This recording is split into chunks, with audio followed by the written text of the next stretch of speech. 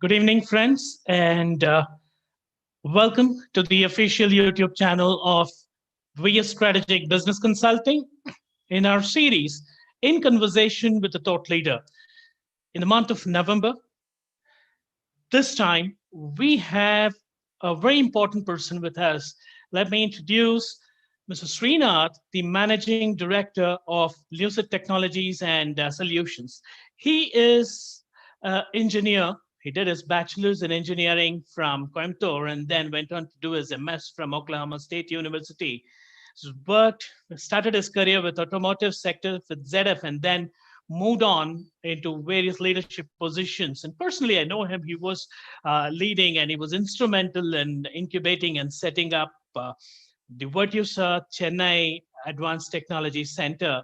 And I've seen him grow the center from, I think, around 10 people to close to 300 and odd people. And I take the pleasure of introducing Mr. Srinath Jagannathan. Welcome, Srinath. Thanks, Venkat. Thanks for the introduction. You've been very kind. Now, it's fact, right? It's absolute fact. Srinath, first of all, for the viewers, let me tell you, he is based out of Chennai, and we know the current situation in Chennai. And I, my immense respects and thanks to Srinath for being able to accommodate this request at this time of cyclonic juncture where Chennai is actually witnessing. And I know you had to actually come down to your office for this particular session. Yeah. I thank you from my bottom of my heart for this before we commence the session. Pleasure. Srinath, as a I know you're a busy person, so I won't waste much of time. So I would directly get into the points, and you know, I would like to start the session trying to know and request you to probably give elaborate explanation about sharing your career journey and your story. Rather, how a mechanical engineer from Coimbatore became a managing director for an organization that too specifically working and building custom solutions on data governance, data protection, as well as data issues. You're making custom solutions and you've been supporting your clients who range anywhere from being from an MSME to a Fortune 50 sized organizations across the globe. Can you give this inspirational story of how a small boy from Coimbatore have become this? I definitely can't take any of the credit. The credit goes to my team. I think they do the hard work. I'm the overhead, non-technical guy in the team. Having said that, let me start by saying that you have already given some of the background, if not all. So I graduated out of PSG College of Technology as a mechanical engineer. Um, I For various reasons, but not planned, I went to the US because all of my friends were going to the US. I'll tell you why. And that was not my chosen path or initially. I went to the US. I specialized in manufacturing, but earlier on, I figured out that,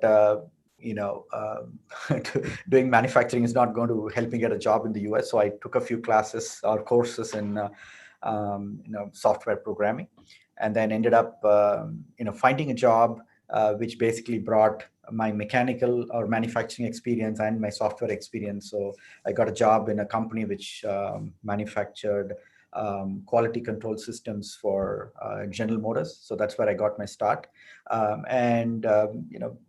had some challenges. Obviously, I lost my job because it was a recession, and I lost my job, and then I did not know what to do. But I was very determined to, get my green card.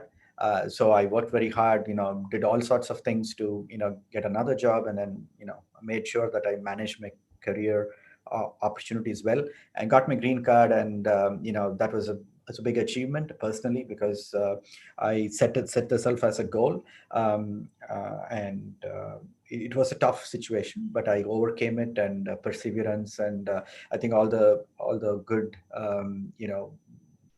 life lessons that has been taught by your parents, value system, and help me overcome the challenge. And I got my green card, and then I worked there for like 8 years, and then eventually I came back to India, and I co-founded Lucid Technologies, which I head right now, along with my wife. And from 1998 to 2004, ran Lucid Technologies, which we called as version one. And then, as you said, for various reasons, I had a non-compete with my partner, so I had to come out and do something different. So I came and joined Vatusa. I was employee number one in the Chennai center. I scaled it up to 300-400 people before I basically it became a larger organization. We went into a matrix organization where my role was a little bit more different than when I started. So it's a good journey, and I worked in Vatusa for about 5 years, just about 5 years, and then I decided to the entrepreneurial bug in me will not allow me to continue as a career person. So I quit and then started Lucid 2.0 in 2009. So 2009 was like a little bit of a slack year, just deciding what to do. So 2010 is when we actually started hiring people and getting into business, and it's been 10 years now. It's been a very fruitful journey, a lot of challenges, and some we did right, some we did wrong, and we learned from it, and hopefully we will not redo the same mistakes again. But it's a good interesting journey for the last 25 years, since I've been back in India and I've been doing what I'm doing. So that's a quick view of where I started and where I am right now. The crazy part I would say is to highlight is people are employed, being an employee, and then they become an entrepreneur and they stay there. I was crazy enough to move from employee to an employer to an employee and again an employer. So that taught me a lot of things, which I definitely will not trade it. But if you ask me, that is something a bit unique from my perspective. People don't change things that often. They either an entrepreneur become an employee and stay there, or the other way around. But they don't cycle between these things very often. It's a complete change of mindset when you're an employee versus an employer, and I think that is something which I think was a learning opportunity for me. And I think it made me much more flexible as a person. And I think definitely that was as a positive experience. Brilliant, brilliant. In fact, I can relate it because I started off my career with Indian Railways and then became an entrepreneur and then became an employee again. And then again, did one stint where I miserably failed. Again, became an employee. Now again, I started my 3.2, I can call. It So makes I you can more relate stronger. to, It I makes you can relate to what you're saying. yeah. Thank you. Thanks a lot. Now, in your specific journey that you spoke about, certainly you have chosen a specific path, you know, for yourself, considering your purpose or your objective and your goal, or personal ambition or vision or aspiration. Now, there is that. What made you choose that particular path? And there could have been many options. Did you have options? If so, why did you choose this path? And what were the challenges that you faced in this path from where you started to where you are? If you could elaborate that, it'll be great, because Interesting, many a times interesting. for people, they talk about the challenges and the options, but if a entrepreneur and a seasoned professional like you, if you can explain your point, I think it would be an inspiration and motivation for a lot of people. Yeah, I think it's a good question. I think my journey is quite interesting, and from my point of view is very earlier on. You said I'm from Coimbatore, and so Coimbatore has a lot of MS or micro businesses or SMEs mainly. Every guy who knew a little bit of engineering started a company of his own. And that is the environment I grew up in. My dad is a doctor, so I didn't have anybody who was an entrepreneur in my family. Everybody either was an agriculturist or whatever. And I had a cousin who miserably failed in entrepreneurship. So I grew up in Coimbatore, looking at all these micro entrepreneurs who made a living based on their skill. And earlier on, I was bit by this entrepreneurial bug. I want to do something. So in my final year of engineering, I was had an opportunity, which was basically it's an offshoot of the license Raj at that time of time. You have a license, you make money, that's how, and getting the license is what you need to do. So I don't want to go into the details of it, but then I took this up. Somebody told me this, I caught this up, got this thing, and then said I want to start this. And my dad, being a doctor who did not know anything about it, he said, why don't you go talk to my cousin? He's he's a well-established businessman at that point of time. So he's a guy who's did his MBA in the US, has come back and taken over his father's business in the cotton textile industry. So I always looked up to him because he was elder to me by 15, 20 years, and 15 years at least. And he's well educated, went to the US, lived there, came back. So I said, okay, let me go talk to him. And I think what he told me was, you can be an entrepreneur at any given point of time, but at this point of time, you need to probably go get an advanced degree, figure out how the world works before you get hauled into an entrepreneur. Because if you're in Coimbatore, you only know about Coimbatore. And so I think that's what was his advice. So I looked at it. That's what in my previous question I said. Everybody went to the US. I also went to the US. So here I was graduating. I thought I'm going to get into business, and I thought that's what I'm going to do. But then I got this other advice saying that don't do it now, do something else, go for higher education. So without knowing what to do, I got myself into a master's of engineering, ME. And some of my closest friends, they all had a very clear idea that they want to go to the US, and they all had applied.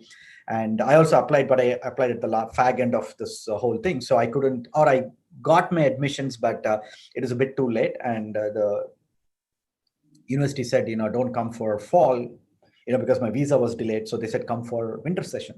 So I said, fine. And then, I ended up in the US. And then, as I said, I got a master's. And then I said, okay, everybody is, looking for a job. I think this is a challenge. Am I good enough to get a job in the US and settle down? So I got a job, and then I eventually got a green card. So at that point, as everybody does, I could have just stayed back, and I think I would have done well because all my friends who stayed back have done well for themselves. But this entrepreneur bug always bit me, and I said, I have to go back and I have to do something. I wasn't very clear what I wanted to do, but I was very clear that I want to do this, and I think that was the guiding light for me. I always want to be an entrepreneur. I wanted to be an entrepreneur in Coimbatore. It is probably 20 years later, 25 years later, probably it's not the right decision. But I think that was very clear in my mind. I wanted to be an entrepreneur. But I knew that it was not going to be some manufacturing industry, because by then I already had moved into software. I was a network engineer. I worked at Ford. I worked at ZF. And, I did a lot of different things. So I knew that I had to do something, different. So I think the challenge, the options were many. I could have just stayed back in the US. I could have started a business there. But for me, it was always want to be an entrepreneur back in India. Whether it's right or wrong, I don't know. But I'm happy, with the decision I made and what I am right now. But I think that's what was the challenge was, as I said, to get my green card and, figuring out a way to get out, and then, not to get dissuaded by what am I going to go do in India. There's a lot of challenges. So when I came back and started Lucid in 1998, there was a huge amount of challenge. The reason being, I was lived outside the US for 10 years, and I came back, and India was completely different than the India I left. And while there were a lot of changes, email was there and everything, for me to adjust to the Indian way of doing things was a big challenge. So I think, as long as you are very clear what you want to do or what you, want to become, I think, you'll always find a way. And I think that's that's the path I chose because I wanted to, be an entrepreneur and want to come back to India and start a business. And I want to do it before I got married because I know that the moment you get married, then the decision is not yours. So that's why I came back to India, and then only I decided to get married. And then it was good that my wife, who I co-founded Lucid with, is much more technical. She's a computer science. She has been in the US. She got her master's in computer science in the US. So that was a good thing. So that's when I very quickly figured out that technology is hers, and then I need to move more into management. So that's the uh, decision. When we started Lucid, she drove the engineering side, and I just drove the strategy, HR, finance, and all the non-technical technical part. Oh, excellent, excellent. In while explaining your path as well as your journey, you specifically mentioned about skill-oriented employment, and you wanted to develop based on what your cousin had actually suggested. You wanted to develop yourself, being more exposed towards the other aspects, and so you went to the US to do a semi. Now, let me ask you one specific thing: how important is talent as a component in achieving a goal, so be it for an individual or be it for an organization?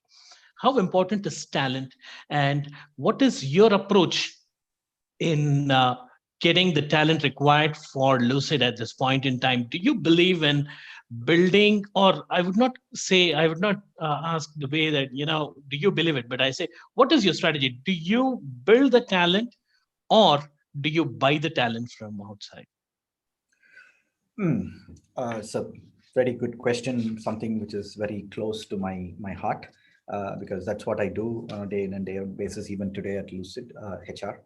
Uh, let me step back a second. So, as I said, when I was in the US, I think I learned a lot of stuff. I figured out how business is run in the US, and I think some of it I practice today. I think has a lot to do with the influence when I worked in the US. I had a couple of bosses, but I was very lucky to have really good bosses. So I had, I would say, three different bosses in my time 8 years in the US, and I think each one of them taught me a lot. And I think the name Lucid has to do a lot with what I practice today. So the reason why we call our company Lucid is we want to be very transparent to the customer, and we want to be very transparent to the employees, and that's why the name Lucid was coined.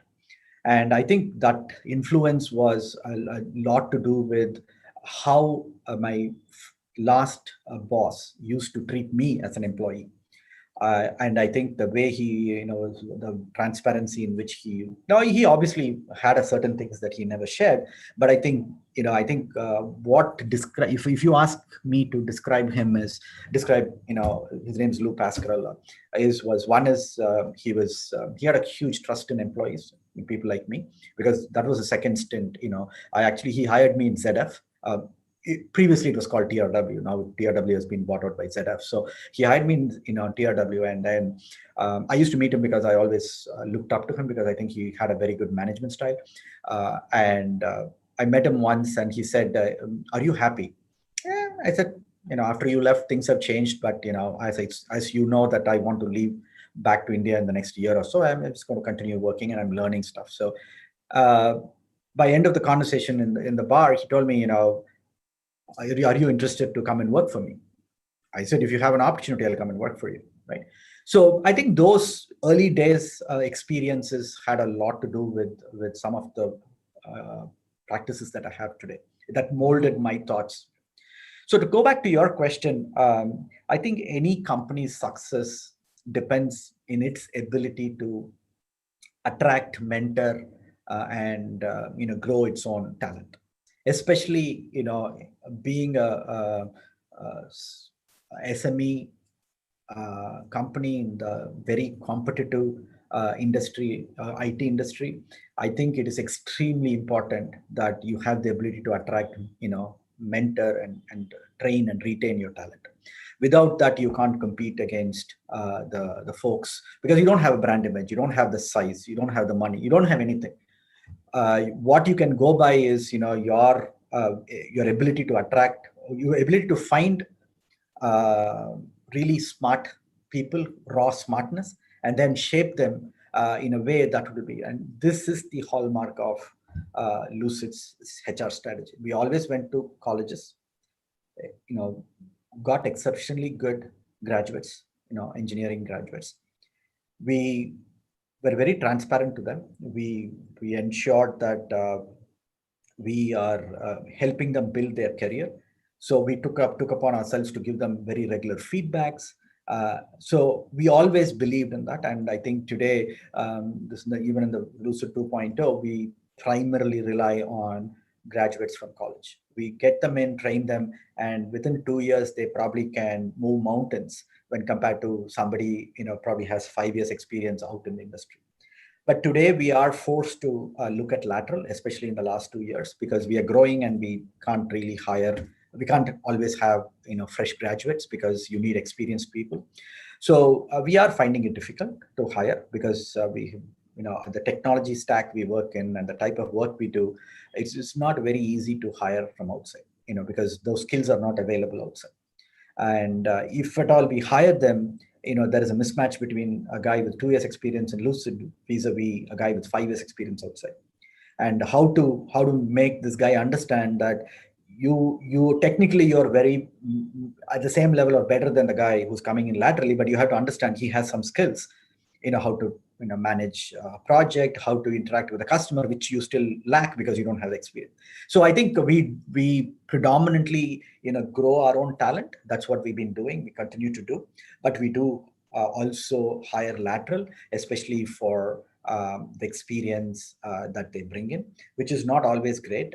We have not been always lucky hiring lateral talent, but I think we we do hire, especially leadership. We do hire.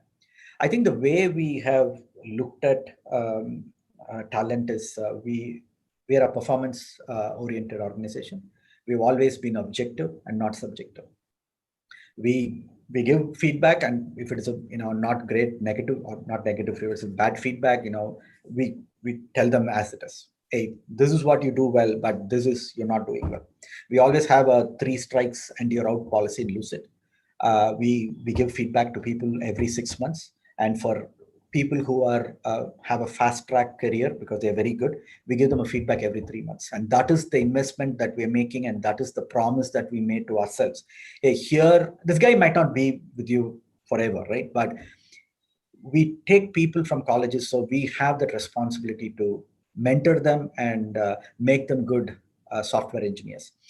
Yeah, people stay with us for 3-4 years. Some people stay a little bit longer, but most of them leave within the 3 years because what we call the 3-year itch, because this guy thinks that, okay, I want to go work for a MNC, or I want to go work for a large Indian SI.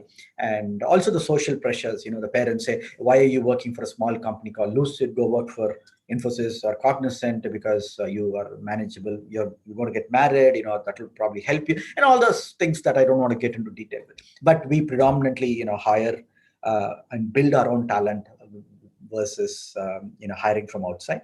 But having said that, our leadership obviously all lateral, whom we knew. We obviously they came in lateral, and we continue to hire lateral for the experience because it does have some value, even though technically they might not be as good as what you can train technically, but certain ability comes only by being in the field, talking to customers and managing. So Exposure and the experience comes out. Absolutely. yeah. Beautiful. Now that you've explained this scenario, I'm sure you would have witnessed and you would have experienced a lot of challenges. Now, tell me, as an entrepreneur, right? I would probably call you a serial entrepreneur, be it Lucid 1.2 or 2.0, but you've been into that thing consistently.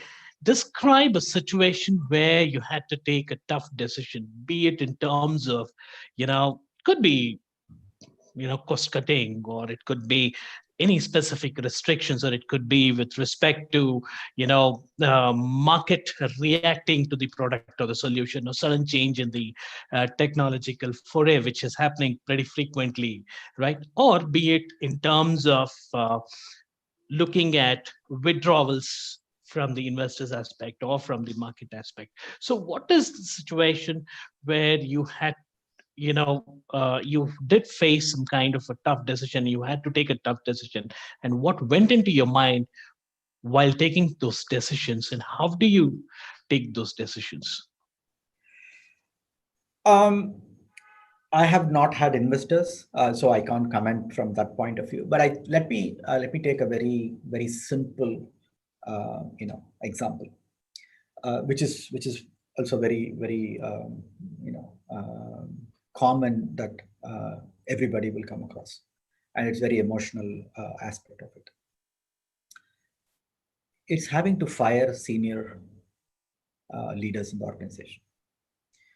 By far, that managing people and having to let go people, especially at the senior level, is probably the most challenging, difficult decision that you have to make. And as a CEO of an organization, it finally comes to you to make the decision, especially if it is leadership. Mm-hmm. Yeah, you want to let go a guy with 2 years experience, no big deal, right? But there's one thing that Lucid is a small organization, so every exit was done by me. It doesn't matter a guy had 1 year experience or a guy had 20 years experience, and we have had our fair share of senior people that we had to let go. So I think that's probably the difficult part, to letting go senior people. The reason being, you hired them with all this, expectation and the happiness and that you shared, and you said, okay, I'm going to hire this guy and I'm going to make this huge leap forward in whatever you want to do, and he being a very important part. So in one way, you are, by having to let go that person, you are accepting that you made a mistake yourself, which is not an easy thing, especially when you are a CEO of an organization. You try to justify everything you do. So that humbleness that you need to have in order to say, yeah, I made a mistake. The second difficult part is to sell that to the leadership. So you have X number of leaders in your organization, you're going to get rid of one of them. It is going to send a very bad message to the other people saying that, hey, if it's happened to him today, it's going to happen to me tomorrow. So how do you prevent that type of a thought in your current leadership team? So I think balancing this and arriving at a decision which is good for the organization is probably the toughest thing. Now, how do you go about doing this? I think it goes back to the previous comment I made. We are a performance driven organization. We are objective rather than being subjective. Especially when it comes to human resources, people tend to become subjective. No, Mm-hmm. how I can let him go? He's a very good friend of mine. He's a guy with 20 years of experience. He is an IIT, guy. He's technically very good. He might be technically good, but he probably might not be the right leader because he might not exhibit the type of leadership. And I have come across every permutation and combination in this type of situation. I Mm-hmm. think what I have used is, when we hire leaders, first of all, make sure that before you have a requirement to hire, you come up with a clear cut objective of why you're hiring that person. Mm-hmm. I'm hiring an architect because I want to do one, two, three. So we had to be very clear with that. Mm-hmm. Second, the person you're hiring needs to meet the criteria what you set in the thing. You're not going to make a compromise because somebody recommended it, or he has a advanced degree, or he has a IIT, whatever, right? You don't look at all these things. The person you're hiring, does he meet your criteria? Second, the person you're hiring is being accepted, is being interviewed, and the leadership also feels the same. Sometimes you might like somebody, but the leadership might not like.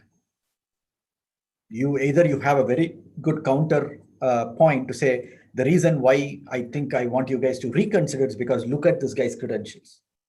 Look at the other two guys whom we interviewed. Do they meet the same credentials? I think we should. You can probably put a little bit of your So you don't want to surround yourself with yes men. Mm-hmm. At the same time, you also want to make sure that you get your point across. So this is a very difficult part. So if you start pushing too hard, you literally, but the boss likes him, so let us say yes. So you need to give them enough room so that they are expressing their view. At the same time, if you think that you have a counterpoint that you think that you want them to reconsider, you should be able to do that. So as long as you do this process, and when you hire the person comes in, and whatever doesn't happen, for whatever reason, then you come to a point where you want to fire the person. The person is no longer meeting your requirement because you know that he has not met the objective. Then you cannot make a unilateral decision. You still have to go back to your leadership and say, guys, is this guy adding any value? Now, again, this is a very difficult situation because a lot of people, especially from an Indian context, they do not want to say that a person is not performing. Mm-hmm. They think that they are letting that person down. They're letting the friendship that has been established. How can I say that, right? So I think giving them the room, giving them the background, say, guys, is this guy working or not? And they should be comfortable enough to come back and say, well, not 100%. Now, where are we? I am at 30%, you're at 70%. Why you're saying 70%? Why I'm saying 30%? Both will be right. I am looking at it from a non-technical perspective. And that's why I always try to be non-technical, because I don't want to get, if everybody is technical, then, you only look at it from that point of view. Right. So I am the guy who basically looks from a non-technical perspective. When we hired this guy to this from a non-technical perspective, I don't think he has met any one of those, or we are behind or whatever. So I can say that that's a 30%, coherence. The remaining 70% is non-coherent, like he's not delivering. They might have a different view. Oh, no, 70% is delivering, 30% is not delivering. How can we bring this to like 45% or 50%, where give up a little bit, saying that, okay, probably I'm being too critical about it. And those guys would say, yeah, well, and I think we've been too lenient. So we need to come somewhere there has to be a consensus saying that, yeah, we agreed that this position was opened up to meet these criteria. I don't think he is doing it from a technical perspective. He's not doing it from a business perspective. Now, do we agree that this guy is not adding any value and he's decremental to the organization? One. Second, by allowing a person like that to persist in an organization, you're sending a wrong signal to everybody down, saying that if you're a senior person, even if you don't perform, they'll keep you. This, if it happens in the top, it will happen in the next rung. If it happens in the next rung, it will happen next rung. So that is the message you're sending. So even though it is very difficult decision, you go with data. Be very objective. This is where we started. This is where we are now. He's not meeting the criteria. Do we all agree on the same thing? So I can even give you an example. What happened 2 weeks ago? We had to let go a very senior person. And it took me 3 months, nearly 3 months I got like probably 2 months to get a consensus from everybody in the leadership, not just general leadership. It's not a thing saying that the majority of the leadership leave me alone. The remaining part of the leadership, all of them agreed that, this person is not delivering what he was expected to deliver. So then finally, when I got the thing, then we need to then plan, saying that, okay, if we can't just get rid of somebody senior, the person is, involved in a certain thing. So we decided, okay, in the next month, we slowly, kind of reduce his exposure. And then we talk to him and then we give him the notice period, whatever, blah, blah, blah. Right. So pretty much it took me nearly 3 months from the time I made the decision that this person is not a fit to finally, move him out of the organization. So I could have done it unilaterally because I am the final authority, but that's probably not the right way to do. So the challenging part is to be objective, make sure that you're able to sell that to the other leadership, get their consensus, then agree on a plan. And then I think this is a very, very emotional, challenging period for any leader to go through. Super. Okay. Now, you spoke about specific criteria that normally you consider for every recruitment, right? So and then objectively that gets evaluated over a period of time for taking any kind of a decision, be it to promote or to accept that it is a right recruitment or probably in a much adverse manner. How important is culture in that? Because you've not spoken about it. Because from the non-technology aspect of it, the each organization would have a specific DNA, and that probably might flow from you in Lucid or through you from all your leadership team, and then it flows. So, how important is that? And how do you approach while recruiting a particular talent, and how would you define what is your definition for culture? See, let me say culture is probably the most important thing in especially smaller organizations Hmm. because we don't have a brand image, right? So let me start by giving an analogy of what culture is like. Take BMW. Mm-hmm. BMW is a brand. It's an automotive brand. The moment you say the name BMW, it evokes certain response from people. Oh, Mm-hmm. powerful cars, they're fun to drive, blah, blah, blah. So that is BMW. So everybody, every other car maker has the same, they also make cars. It has an engine, it has a body, it's a sports car. Why doesn't evoke the same response as BMW? That's what we call brand image because Mm-hmm. BMW has consistently delivered on a promise that they have. The cars are powerful, the cars are good looking, they are fun to drive, and the enthusiasts prefer driving a BMW vis-a-vis a General Motors car, right? That is the brand image. So if that is the brand image, culture is pretty much the same. So culture in an organization is nothing but the leadership doing things consistently and repeatedly. So as I said in the previous answer, you have a set of objectives and you go Mm-hmm. and you have to keep repeating this over and over again. That is when culture is built.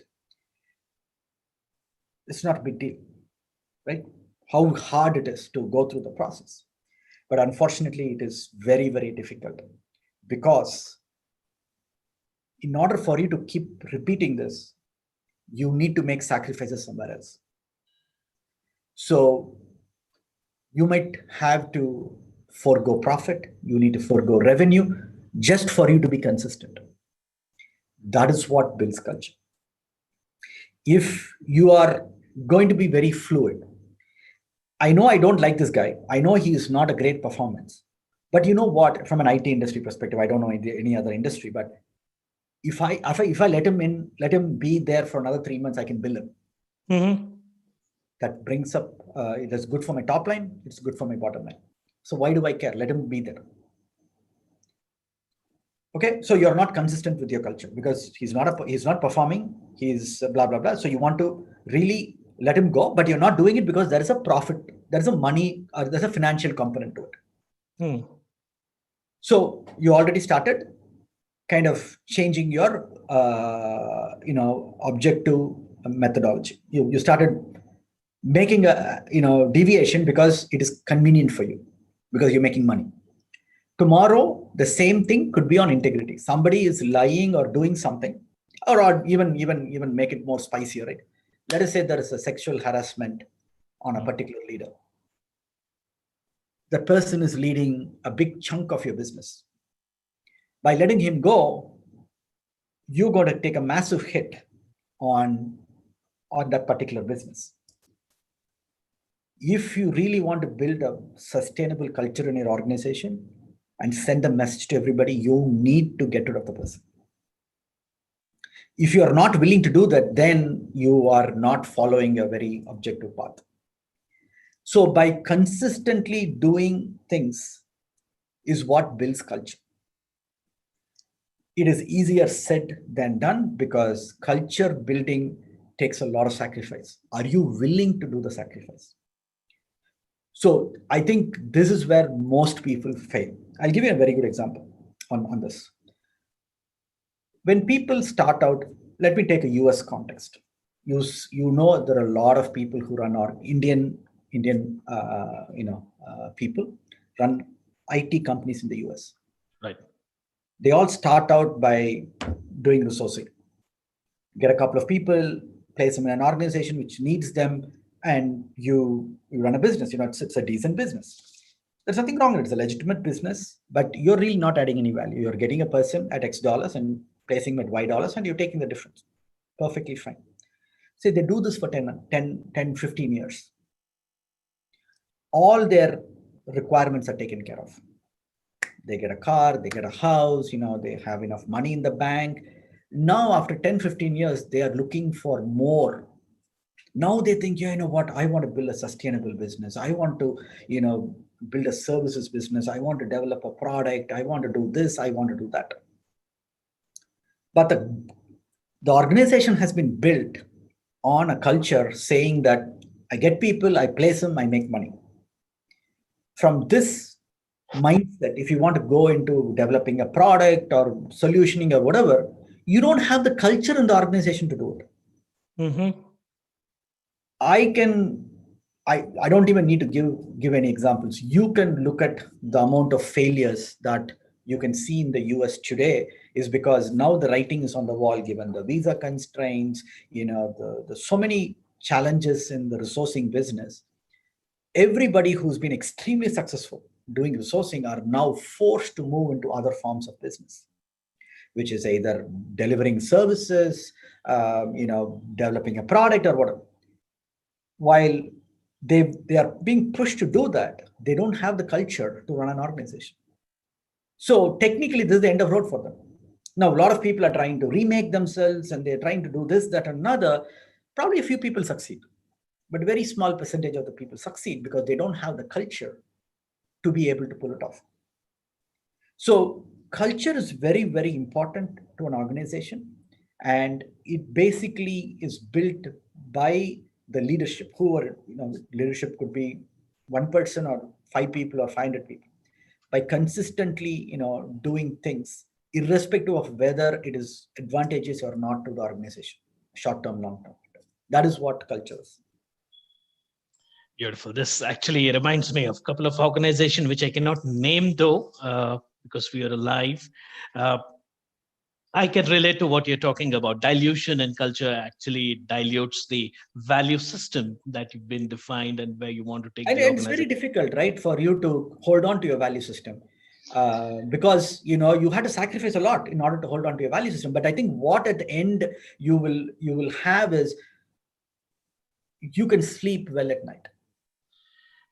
See, I agree from that aspect. You can sleep well at night, but coming from the business context, I think that you will also be relevant to the in a situational context. Now, the example that you spoke about, staffing based or body shopping kind of organization, which were prevailing quite some time. I still remember 2008, one of the top three IT services company in India at that point in time, which is not in operations today. 65% of their operations were coming from that. So I know what you're talking about. Today, it's not relevant. Today, it's not relevant. So culture actually builds that relevance. It helps you build that relevance. Fantastic. The next question is, you spoke about culture, you spoke about the importance of culture and sometimes how it could probably affect your profitability or your top line, but still you need to make your sustainable growth in terms of building a right ethical and a right principle oriented organization, right? Now, tell me, as a managing director and a CEO, what is important? Is it revenue? Is it profitability, earnings per share, market capitalization, or is there something over and beyond that which needs to be consistently worked towards or aspired by every leader or in every organization? Can you elaborate that in detail, please?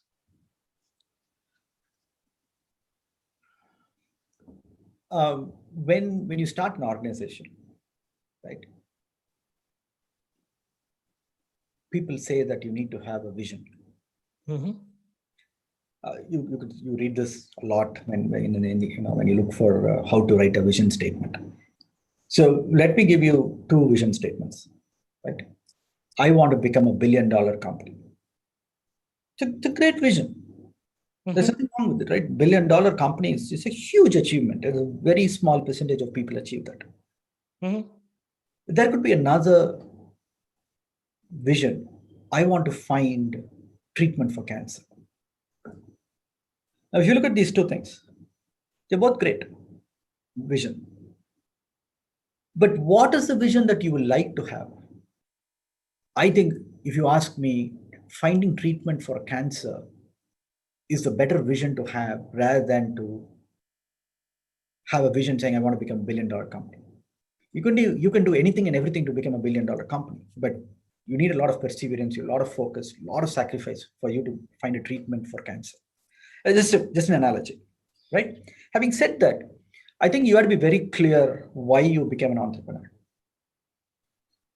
The problem starts when you want to become an entrepreneur because you want to make money, you want to you have a big ego and you don't want to go work for another guy, you want to drive fancy cars, or a lot of people, you know, become entrepreneurs because they think that they can do anything and everything they want.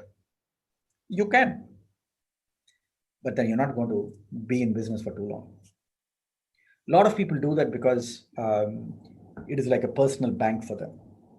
Their lifestyle is based on the company. The company makes money, their lifestyle is good. If the company doesn't make money, still their lifestyle is good because the company is suffering. You're Mm-hmm. getting money from the company. So anyway, so I think all this comes into play because you really don't have a vision, right? So you need to be very, very clear what is that you want to do as an entrepreneur, as a CEO or founder of a company. So Lucid goes with this, vision. We want to deliver business value to the customer. That is our thing. As long as you deliver value to anybody, everything, whatever you mentioned, revenue per share, your investors will be happy, your employees will be happy, everything will. So you need to deliver value to the customer. So I always have this line which I talk to my fellow entrepreneurs. If you are doing some if you're in a business that is very generic, you're not going to make much money. If you're not going to make much money, you cannot hire good people. So in other words, if you pay peanuts, you can only hire monkeys. If you hire monkeys, then what are you going to deliver? You're just going to deliver some humdrum service, which so this is all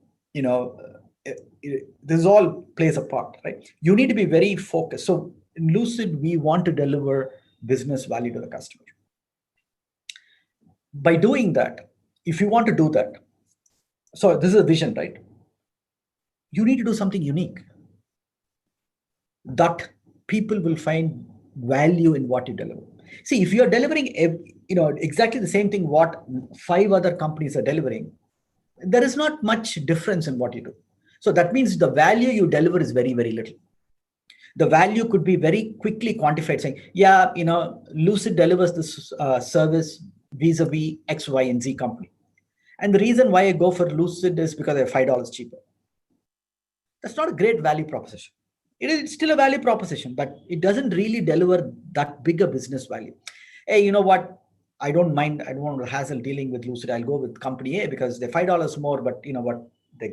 They are very good, right? So you really don't. So I think as long as you go with this mission saying, I want to deliver business value to the customer, that means find something that not many other people are doing. Second, have a team that could do better than what other competitors in your space do.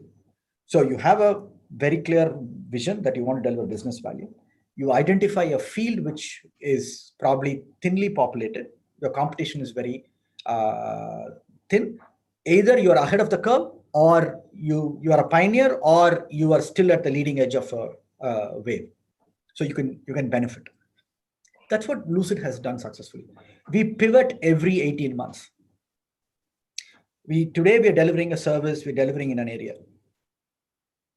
When we think that we are facing a lot of competition and the value that we're delivering to the customer is not that much, We move Hmm. to the next adjacent field, then the adjacent. But all along, we've been focused in data management. So we started as a business intelligence and analytics organization. We moved into data quality. We did move into data master data management. We moved into data governance, data risk and privacy to augmented analytics. Full circle, going back to the place where we started.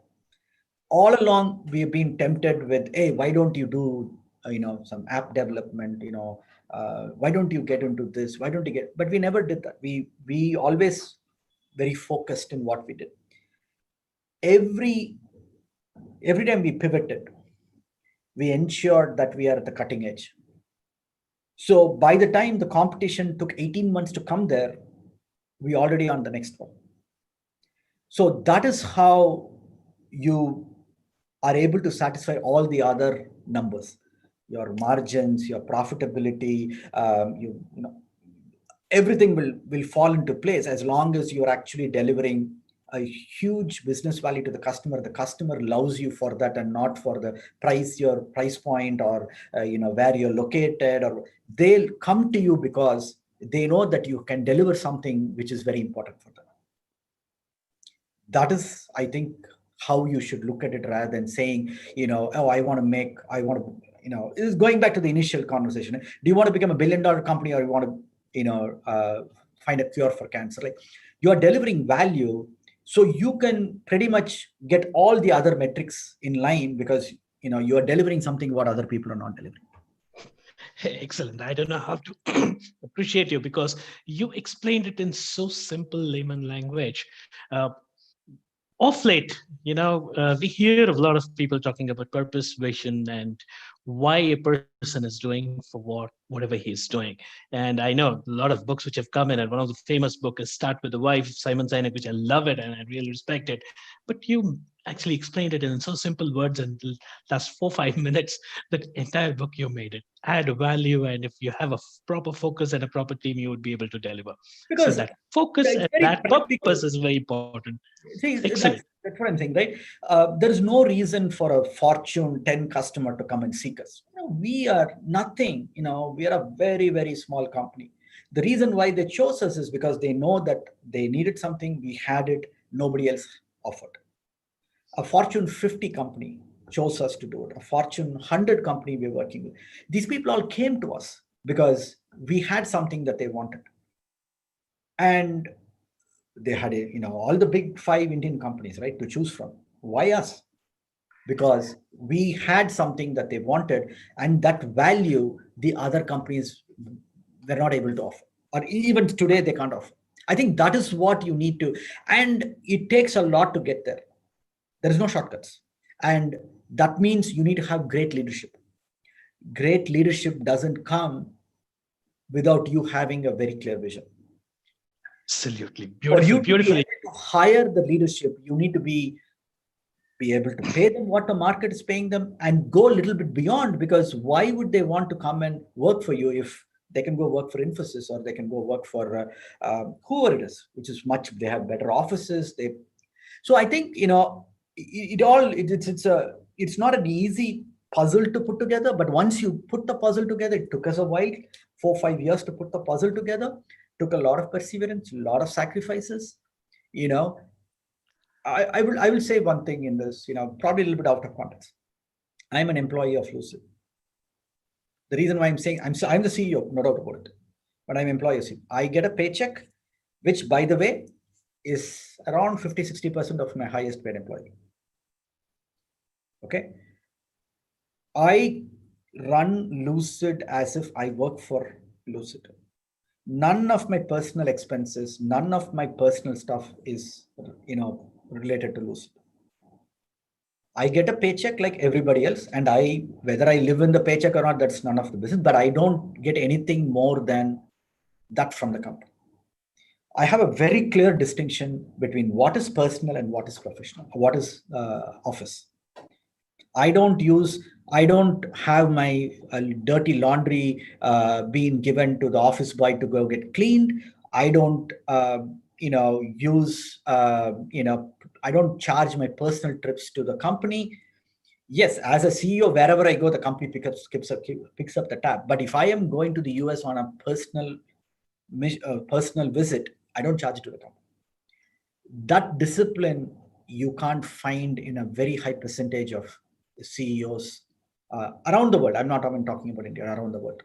And I think that's an example I'm giving. That is a discipline that you need to have if you're a CEO of a company. It doesn't matter whether you're CEO of a 10-man company or a 100,000 people company. That discipline you need to have. If you don't have the discipline, and that is the culture you're setting, if you are like that, everybody else will be there. But if people see that you are abusing the your position to get some personal benefits, then everybody will do that. Then if you're doing that, you can't go and question them. Why are you taking off early, or why are you doing this? You can't ask it, because you're already abusing the system. Got it. Got it. It's a nice way of explanation, but I would like to actually, benefit of time, I would like to just mention one of my friend. His name is a senior leadership coach from UK, London. His name is Oni Anyado. He calls the current era to be era of distinction. He says any leader, any organization, if they have to be in the leadership position, if they have to move to the next level in their entrepreneurial journey or the organizational journey, it is an era of distinction. They need to have a distinction, which you clearly explained in your moment. If why the Fortune 10 companies are coming to Lucid, probably there is a distinction that it has made to add that value to the customer, which probably the others are not being able to pay. And that's the No, distinction. it's not that others are not able to do it. They probably will get there, probably another 18 months.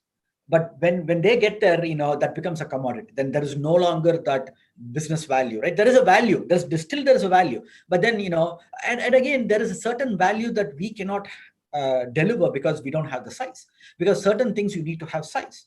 So I think, identify and, always ensure that the business value that you're delivering is very critical to their business success. And that is what I think makes a difference. Absolutely. Absolutely. Fantastic. Fantastic. Thanks a lot, Srinath. In fact, it's time. It's close to 8, and I know you have the another schedule I starting have in a hard next stop at the end. 4 minutes. 4 minutes. So it's always a pleasure talking to you. I know we probably Thanks. speaking after 10, 14 years, but it's always a pleasure talking to you. I can still see the same Srinath. And thanks a lot for obliging my request. Your closing comments on this before we wind up, Srinath. I think I think I spoke about whatever I want to speak about in the different questions that you asked about. I think if you want to be an entrepreneur, I think you need to be very clear why you want to be an entrepreneur. And as long as you have that's very clear in your mind, and you know that it is not an easy journey being an entrepreneur, Mm-hmm. you need to sacrifice quite a bit, and you would face numerous challenges during your journey. But what you get in return is the satisfaction that you as a person were able to meet and beat all the challenges and still continue to march, probably battered, probably bruised, still marching successfully towards that goal that you have set for yourself. As I said in the vision statement, you probably are trying to find a cure for cancer. Don't get distracted because you did not become $1 billion company. Because the guy who had that is probably driving a Bentley and flying in a first class. You are here still, driving a battered Maruti and flying, economy. But I think the satisfaction that you get is definitely much better than what the other person, they probably might not accept in public, but I think that's what it is. Money cannot buy happiness. Money cannot buy the satisfaction. But if you're an entrepreneur, I think once you decide to become an entrepreneur, I think you are already showing signs that you've been cut out of a different cloth. And I think going through the journey, and you probably might not reach the destination what you want to, but I think the journey will be very rewarding. Absolutely fantastic. Thank you. Thanks a lot, Srinath. Thanks And for having me. a pleasure. In fact, let's be in touch, and there's much more to do in this series, and I will circle back with you. Hi to Kalyani. Yeah, Sure. Thanks. thank you. Thanks a lot. Srinath. Bye bye. Bye. Thank you, viewers, and this session for today. And you know, there's subtle points which Srinath did brief in terms of the importance of purpose, importance of vision, importance of talent, and the journey of an entrepreneur to how he starts and how it goes and how important is being focused. With this note, I'll sign off. Thank you. Thanks a lot.